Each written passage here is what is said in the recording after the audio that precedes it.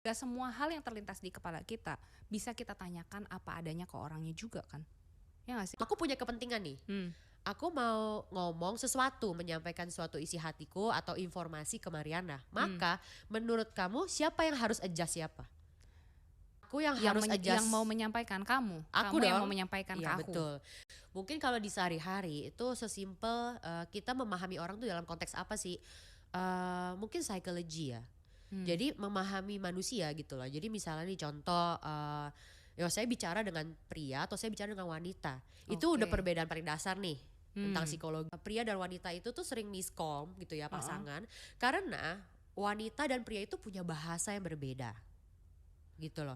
Bahasa berbeda misalnya gimana, wanita itu kan bahasanya bahasa perasaan.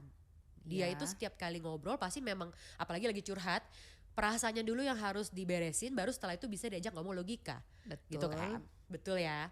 Nah, sedangkan kalau pria bahasanya itu adalah trust and respect. Jadi pria itu butuh merasa dihormati, dihargai dan dipercaya gitu kan. Nah, jadi misalnya contoh nih, seringkali misalnya istri dia sebenarnya niatnya baik.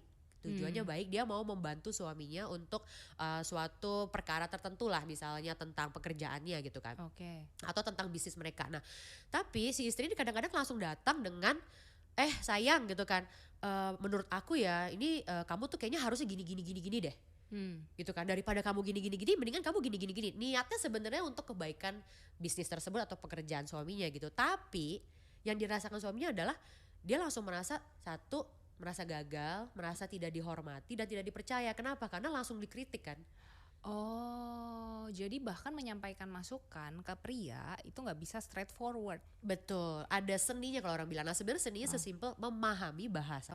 Jadi sebenarnya salah satu keresahan utama itu adalah ketika aku merasa sulit sekali berkomunikasi dengan orang tua. Gitu kan, dengan orang tua sendiri. Ya, ya. Aku waktu itu sempat bingung kan, Iya, maksudnya iya. mereka apa, kita nangkepnya juga Betul, apa kiranya gitu juga kan. sering salah paham. Sering gitu kan. Nah, di situ aku mulai jujur ibaratnya ya hubungannya tuh jadi jauh, renggang, sering konflik dan which is pasti kan kita sebagai anak Tuhan kan kita maunya sebenarnya sama keluarga tuh harmonis ya. Pengen punya hubungan yang ya bisa memberkati lah gitu kan. Betul. Aku mulai pelan-pelan kayak oh ternyata mamaku tuh tipikal orangnya seperti ini, papaku tipikal orangnya seperti ini secara psikologi, secara macam-macam. Jadi ketika aku ngomong sama mereka, aku pakai bahasa mereka. Contoh, Sil. Contoh